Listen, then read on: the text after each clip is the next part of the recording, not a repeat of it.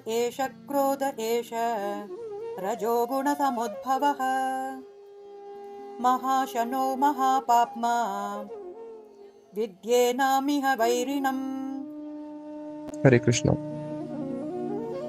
तो भगवत गीता के तीसरे अध्याय में अर्जुन जो है भगवान से एक प्रश्न पूछते हैं। अर्जुन भगवान से ये पूछते हैं, 36 नंबर श्लोक है जो हमने ये याद करना है, ये 37 है, इससे एक श्लोक पहले 36 वाला नंबर 36 नंबर, जिसमें अर्जुन पूछते हैं अथ केन प्रयुक्तो अयम पापम चरति पुरुषा, कि जो पुरुष है, जो जीव आत्मा है, अभी भगवान ने उनको आत्मा के बारे में बताया, आत्मा भगवान का ही अंश है, तो भगवान का अंश होने के कारण सच्चिदानंद है। तो ऐसा क्या फोर्स है, ऐसा पीछे क्या हेतु है जो जीव को फोर्स करता है या उत्तेजित करता है पाप करने के लिए? एक जीव पाप करता ही क्यों है? और ऐसा भी देखा गया है अनिच्छन अपि, कि उसकी इच्छा नहीं होती, अनिच्छन अपि वाष्णे बलाद इव नियोजिता, कि कोई ना कोई ऐसा बल है जो उसको नियोजित कर देता है उस पाप कार्य को करने के लिए। जब भगवान कृष्ण ने वहां पे कर्ण को मिले और कर्ण को बताया कि देखो तुम्हें दुर्योधन का पक्ष छोड़ देना चाहिए, तुम्हें पांडवों का पक्ष में आना चाहिए, धर्म का पक्ष लेना चाहिए, तो उसको जब धर्म का ज्ञान देने लगे तो कर्ण ने क्या बोला, जनानी धर्मम न च मे प्रवृत्ति, कि अरे भगवान आप मुझे धर्म का ज्ञान क्या दे रहे हो, मुझे तो धर्म अच्छे से पता है, लेकिन मैं क्या करूं, मेरी प्रवृत्ति ही नहीं होती धर्म के मार्ग पे जाने के लिए। जनानी अधर्मम न च मे निवृत्ति, और मुझे ये भी पता है अधर्म क्या है, लेकिन मैं अधर्म को छोड़ने की मेरी स्प्रिया ही नहीं होती, मेरी वृत्ति ही नहीं है कि मैं अधर्म को छोड़ूं, मैं उससे निवृत्त होना ही नहीं चाहता। तो जो जीव है, कौन से बल, ऐसा क्या फोर्स है जो जीव को पाप कराने के लिए मोटिवेट करता है, और वो इच्छा नहीं करने पर भी वो पाप कर बैठता है? देखने को मिलता है इस जगत में जो लोग गलत काम करते हैं, उनको पता है गलत है, लेकिन फिर भी अपने आप को नहीं रोक पाते, बाध्य हुए हैं। तो भगवान इसका बड़ा ही सुंदर उत्तर देते हैं, काम एष क्रोध एष रजोगुण समुद्भव महाशनो महापापमा महाशनो महापापमा विधेयम इनम इह वैरी नाम। वैरी नाम का अर्थ होता है वैरी, दुश्मन। भगवान क्या कह रहे हैं? श्री भगवान वाचा काम एषा क्रोध एषा रजोगुणा समुद्भवा, कि इस चीज को समझने का प्रयास करना थोड़ा।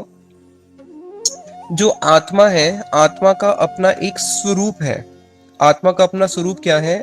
आत्मा का अपना एक स्वरूप है, वो है भगवान से प्रेम करना, ये उसका अपना नित्य स्वरूप है। इस जगत में जो भी वस्तु होती है, हर वस्तु का एक धर्म होता है। जैसे जल का क्या धर्म है? तरलता। उसी प्रकार से अग्नि का क्या धर्म है? उसकी दाहिका शक्ति। सूर्य का क्या धर्म है? उसकी जो किरणें हैं जिससे उसको अलग नहीं किया जा सकता है। तो उसी प्रकार से आत्मा का एक धर्म है, जितनी भी जीव आत्माएं हैं उन सबका एक धर्म है। जब भी कुछ वस्तु बनाई जाती है, उस वस्तु को जिसने धारण किया हुआ है उसको बोलते हैं धर्म। धर्म बना है ध्री धातु से। संस्कृत में हर चीज की जो शब्द होता है वो किसी धातु से बनता है। तो ध्री का मतलब होता है धारण करना, एक ऐसी धातु जो उसको धारण करती है। तो अग्नि को किसने धारण किया हुआ है? अग्नि को धारण किया हुआ है उसके धर्म ने, उसकी दाहिका शक्ति ने। अगर हम अग्नि में से उसकी दाहिका शक्ति को बाहर निकाल दें तो क्या वो अग्नि रहेगी? फिर तो वस्तु का अस्तित्व ही खत्म हो गया। जिस वस्तु को उसके अस्तित्व ने धारण करके रखा हुआ है उसी को धर्म बोलते हैं। अगर हम इसको थोड़ा चलती भाषा में देखें, जैसे फ्रिज है, फ्रिज का धर्म क्या है? जो हम चीजें रखेंगे उसको वो ठंडा करेगा।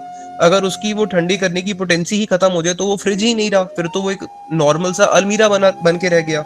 तो उसी प्रकार से विष को किसने धारण करके रखा हुआ है? वो विष क्यों है? वो विष इसलिए है क्योंकि उसके धारण करके रखा हुआ है उसकी मृत्यु शक्ति ने। वो जिसको पास भी जाएगा उसको मृत्यु देगा, मारण देगा। और अमृत क्या है? औषधि क्या है? औषधि वो है जो रोग का निवारण करेगी। उसको धारण किसने करके रखा हुआ है? रोग निवारण ने। जैसे जब हम होम्योपैथिक मेडिसिन लेते हैं, वहां पे ग्लू बॉल्स होती है, उसमें मेडिसिन पोटेंसी डाली जाती है तो वो औषधि बन जाती है। अगर उसमें हम ना डालें, कोई मेडिसिन ना डालें, होम्योपैथिक मेडिसिन डाली जाती है केवल वो, नहीं तो वो केवल शुगर बॉल्स ही हैं। लेकिन उसको धारण किसने करा? वो औषधि कब बन गई? जब उसके अंदर औषधि गई, यानी कि औषधि का कार्य क्या है? जो रोग का निवारण करती है। उसी प्रकार से जीव आत्मा का क्या धर्म है? जीव आत्मा का जो अपना धर्म है वो है भगवान से प्रेम करना। उसके बिना उसको धारण ही किसके करके रखा हुआ है जीवात्मा को, प्रेम ने। इसलिए जगत में देखने को मिलता है ना, अगर किसी का कोई प्रेम टूट जाए, पुरुष स्त्री का, स्त्री पुरुष का, तो वो आत्महत्या तक चले जाते हैं। तो इसलिए जीव को धारण करके रखा है प्रेम ने। लेकिन यही प्रेम जो हमारे अंदर, हमारी संपत्ति क्या है, प्रेम, हमारा धर्म क्या है, प्रेम करना। लेकिन यही प्रेम जब क्या होता है, काम एष क्रोध एष रजोगुण समुद्भवा, यही प्रेम जब, ये जगत में 3 गुण है, सतोगुण, रजोगुण और तमोगुण, यही जब रजोगुण के स्पर्श में आता है, तो रजोगुण के स्पर्श में आते ही ये जो प्रेम है, ये प्रेम प्रेम नहीं रहता। जैसे दही है, सॉरी दूध है, दूध तो बिल्कुल निर्मल है, दूध है, लेकिन उसी दूध में अगर हम दही का खट्टा लगा दें तो फिर वो दूध नहीं रहता, वो क्या बन जाता है, खट्टा लगने के साथ साथ ही वो दही बन जाता है। अब उसको दूध नहीं बोलेंगे। एक स्वच्छ जल है, उसमें अगर आपने आधा नींबू निचोड़ दिया, नींबू के स्पर्श में आने से अब वो जल नहीं रहा, अब वो क्या बन गया, नींबू पानी बन गया। उसी प्रकार से हमारा जो प्रेम है, जो हमारे हृदय में प्रेम है, जैसे ही वो स्पर्श में आता है किसके, इसके रजोगुण के स्पर्श में आते ही ये काम में बदल जाता है।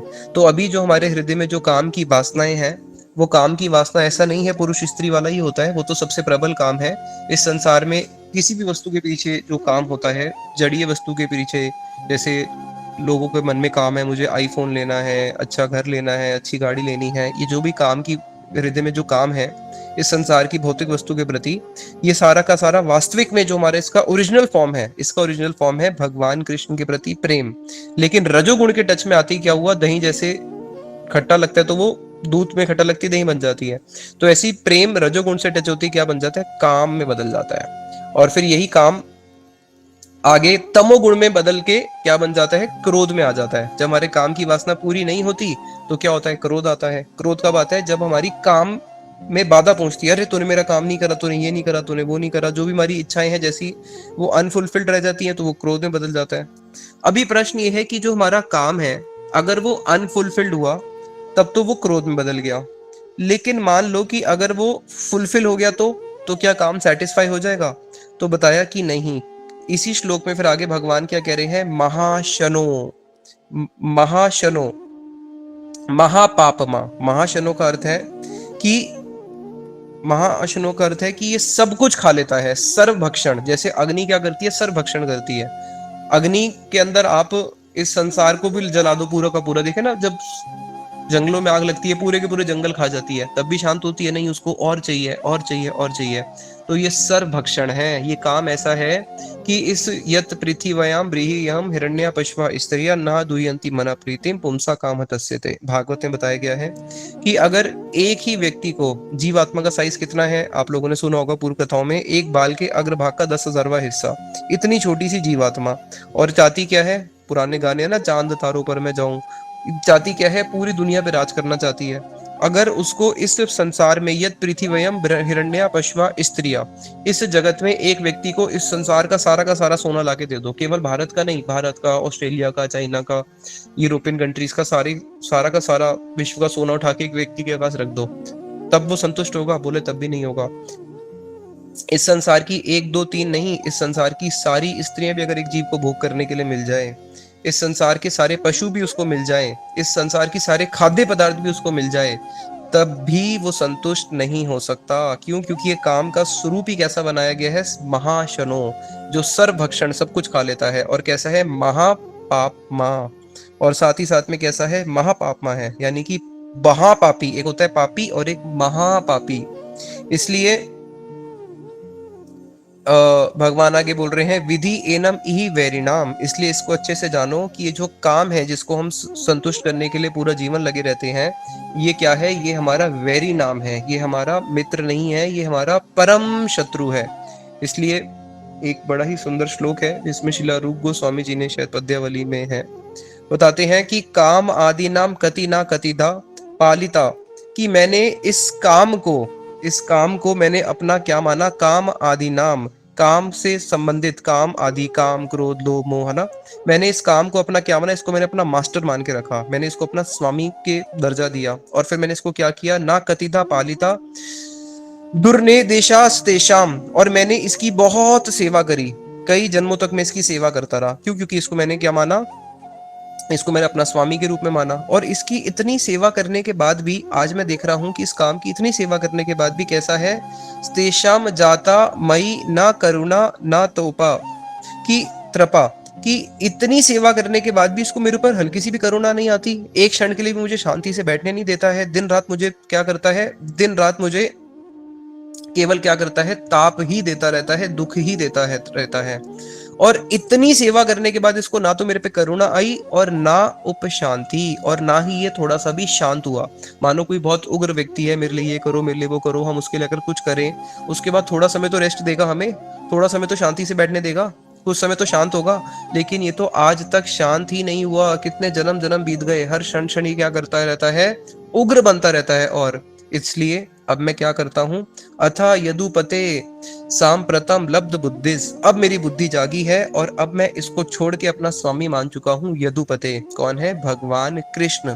और इस काम ने तो मुझे जीवन भर भय दिया, और भगवान कैसे हैं, त्वाम आयता शरणम अभयम माम, इसलिए प्रभु मैं आपके शरण में आता हूं, आप तो अभय प्रदान करने वाले हो, और आप इसको दास को अपने ही सेवा में, आत्मदास से अपनी ही सेवा में नियुक्त करो, ये समझ के कि मैं आपका एक दास हूं। तो ये जो काम है, ये काम हमारा नित्य वैरीन है। और एक जीव पाप क्यों करता है, एक जीव पाप इसलिए करता है, उसका जो वास्तविक स्वरूप है वो तो भगवान से प्रेम करना है, लेकिन जैसे ही वो रजोगुण के स्पर्श में आता है वो काम में बदल जाता है। एक बारी एक शिष्य गुरु के पास गए, गुरु ने उसकी पूरी विद्या कंप्लीट कर ली, पूरी उसको विद्या का दान पूरा दे दिया। अब विद्या दान देने के बाद गुरु ने के दक्षिणा देनी होगी, बोला दक्षिणा। गुरु बोले देखो दक्षिणा में मेरे को एक प्रश्न का उत्तर तुमसे चाहिए, तब तुम्हारी गुरु दक्षिणा पूर्ण होगी और तब तुम्हें डिग्री मिलेगी। क्या गुरु दक्षिणा है, मुझे ये बताओ कि पाप का बाप कौन है। अब शिष्य तो सोचे पड़ गया, पाप का बाप कौन है। गुरुजी बोले तुमको 1 साल का समय दिया जाता है, इस प्रश्न का जिस दिन तुम उत्तर आके दोगे उस दिन तुमको तुम्हारी गुरु दक्षिणा देना मेरे को संपूर्ण माना जाएगा और तुम्हें आचार्य की पदवी मिल जाएगी। अब ये ढूंढने के लिए निकला पाप का बाप कौन है, करते करते देखा भैया कहीं पे इसका उत्तर ही नहीं मिल रहा है। जिस भी पंडित के पास जैसा, हर पंडित अलग अलग उत्तर दे। उसे सोचा एक काम करता हूँ ना, जो जहाँ पे पाप होते हैं वहीं चले जाता हूँ, वहीं पता चलेगा। तो कहाँ कहाँ पे पाप होता है, जहाँ पे वैश्या रहती है, जहाँ पे जीव हिंसा होती है, जहाँ पे जुआ आदि खेला जाता है, जहाँ पे ये जो 4 पाप के स्थान है वहां पे जाना शुरू किया। तो जो उसने देखा भैया चारों पाप के स्थान मुझे कहाँ पे मिलेंगे, जहाँ पे वैश्य है वहाँ सारे मिल जाएंगे, क्योंकि वहां पे सारे जुआरी भी आएंगे, वहां पे जीव हिंसा करने वाले भी आएंगे। तो एक वैश्य के पास चला गया और उससे जाके पूछा भैया जरा मुझे बताओ कि तुम्हारे यहाँ तो बहुत सारे पापी आते हैं, तो एक छोटे से मेरे प्रश्न का उत्तर दे सकते हो क्या, कि पाप का बाप कौन है। तो उस वैश्य ने बोला कि देखो इसका उत्तर मैं तुम्हें एक शर्त पे दूंगी, तो तुम्हें मेरे अंदर घर पे चलना पड़ेगा। तो उसने बोला अरे मैं ब्रह्मचारी हूँ, मैं कैसे तुम्हारे अंदर चले जाऊंगा। देखो ब्रह्मचारी जी, अगर आप अपने प्रश्न का उत्तर चाहते हो तो मैं रोड पे तो दूंगी नहीं, आपको मेरे साथ अंदर चलना ही पड़ेगा। और देखो अगर आप अंदर नहीं चलोगे आपको प्रश्न का उत्तर नहीं मिलेगा, प्रश्न का उत्तर नहीं मिलेगी, आपके जो गुरु हैं वो आपको तब तक डिग्री नहीं देंगे, जब तक आपको डिग्री नहीं देंगे तो कल को आपको फिर अगर आचार्य नहीं बने तो आपको फिर कोई सम्मान नहीं देगा, सम्मान नहीं देगा तो कल को आपकी शादी नहीं होगी, कैसे विवाह करोगे, कैसे अपना धन अर्जन करोगे। पहले तो डिग्रियां कैसे मिलती थी, गुरुकुल से ही मिलती थी। तो उसने सोचा अरे चलो चल लेता हूँ। अब जब अंदर गया उसने फिर वही प्रश्न पूछा। वैश्या बोली देखो इस प्रश्न का उत्तर तब दूंगी आपको मेरे बिस्तर पे बैठना पड़ेगा। अब तो बड़ा क्रोधित हो गया। उसने फिर बोला अरे देखो क्रोधित मत हो, आपको डिग्री मिलनी है, डिग्री के बाद फिर आपको कहीं ना कहीं 2 पैसे भी कमाने हैं, विवाह भी करना है, ये प्रश्न तो आपके लिए पूरा जीवन का सवाल है। बैठ गया। उसके बाद उसने वैश्या उससे पूछा चल अब बताओ। उसने कहा देखो मैं इसका उत्तर तब दूंगी जब तू मेरे सर पे अपना सर मेरे गोद में रखेगा।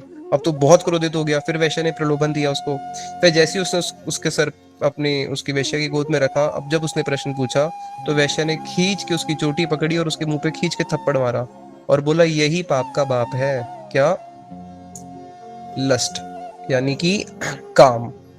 कि कैसे काम वशत होके उसने फिर क्या किया, उसको जैसे जैसे काम का प्रलोभन देती रही तो वो क्या करता रहा, एक एक कदम आगे बढ़ता रहा।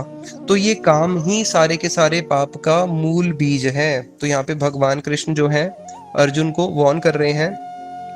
जो अर्जुन ने प्रश्न पूछा कि काम, अब इसके अगले श्लोक में फिर भगवान ये बताते हैं कि इस काम को समझाने के लिए कैसे जो शुद्ध जीव का जो शुद्ध प्रेम है वो काम से आवृत हो जाता है। इसको समझाने के लिए भगवान ने 3 उपमा दी है। पहली उपमा भगवान ने दी है जो अग्नि होती है, जैसे अगर आपने कभी देखा हो, धूमेन आव्रियते वह्निर यथार दशो मलेन च। जैसे अग्नि को कभी जलाते हैं, कंडे जलाते हैं, लकड़ी जलाते हैं, तो अंदर छोटी छोटी चिंगारी रह जाती है, ऊपर पूरा धुआं धुआं आवृत हो जाता है। तो पूरा ऊपर धुआं है, नीचे अग्नि है, लेकिन अग्नि दिखती नहीं है। हाँ, अगर वहां से थोड़ा फूंक मारा जाए, थोड़ा कुछ अगर वहां पे किसी प्रकार से उसका वायु का उसका संग हो जाए, तो फिर अग्नि वापस प्रज्वलित हो जाती है। लेकिन ऊपर पूरा धुआं धुआं होता है। कभी अगर आपने देखा हो, जब आप अग्नि जला रहे हो, जैसे आप उसे पानी डालोगे तो क्या होगा, अभी अग्नि जल रही है, बड़ी बड़ी लपटें, जैसी पानी डालोगे तो क्या होगा, एकदम अग्नि बुझ जाएगी, चारों तरफ धुआं धुआं हो जाएगा, लेकिन अग्नि अभी भी अंदर स्पार्क के रूप में है। तो पहली उपमा भगवान ने ये दी। दूसरी उपमा भगवान ने फिर किससे दी है? दूसरी उपमा भगवान ने दी है यथा आदर्शा मलेन। आदर्शा मलेन यानी कि जो दर्पण होता है, यानी कि शीशा।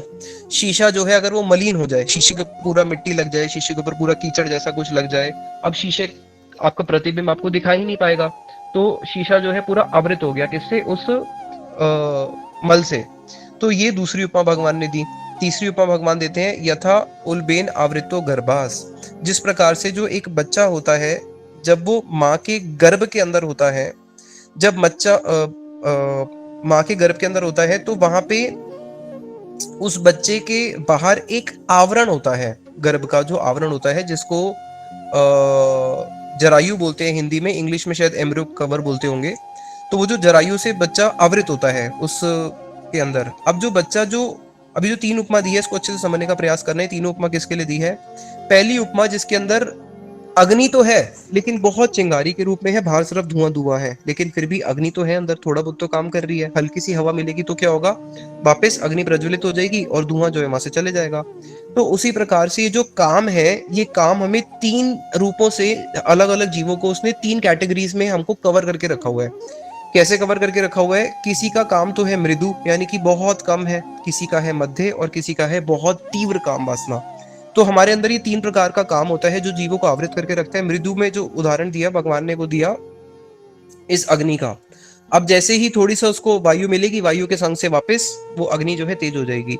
लेकिन उससे भी ज्यादा खतरनाक काम किसका है? जिनका जो शुद्ध कृष्ण प्रेम है, वो तो पूरा का पूरा आवृत हो चुका है, बिल्कुल एक दर्पण जो है जैसे कवर हो चुका है। अब वहां पे कुछ प्रतिबिंब दिखने वाला ही नहीं है। अब ये भी नहीं पता कि पीछे शीशा है, क्या पता शीशा ना हो, पीछे कार्डबोर्ड ही हो, क्या पता पीछे कुछ भी ना हो, केवल दीवार हो ईंट की। तो उसी प्रकार से वो दूसरी उपमा, जिसके अंदर जीव का जो काम है वो इतना प्रबल हो जाता है कि जिसके अंदर ये पॉसिबिलिटी भी नहीं है कि उसको ज्ञान का उपदेश दिया जा सके। जो पहला वाला केस है, वहां पे उसको ज्ञान का उपदेश दिया जा सकता है, धीरे धीरे ज्ञान का अवलंबन करके वो ऊपर उठेगा। लेकिन जो दूसरा वाला केस है, उसके अंदर तो वो पूरा का पूरा काम में आवृत हो ही चुका है, वहां पे तो कोई चांस भी नहीं है कि उसको हम कुछ ज्ञान दे पाए। जो भगवत गीता में भगवान लास्ट में बोलते हैं ना कि ज्ञान सबको नहीं दिया जा सकता, तो जो सेकंड कैटेगरी वाले लोग हैं, इनको तो गीता का ज्ञान दे ही नहीं सकते हो।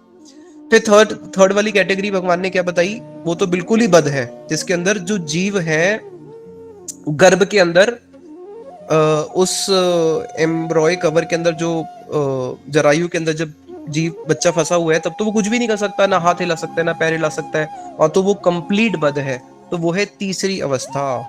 तो ये जो काम है, इसी प्रकार से जीवों को बांध के है। अब ये आप श्लोक याद कर लेंगे।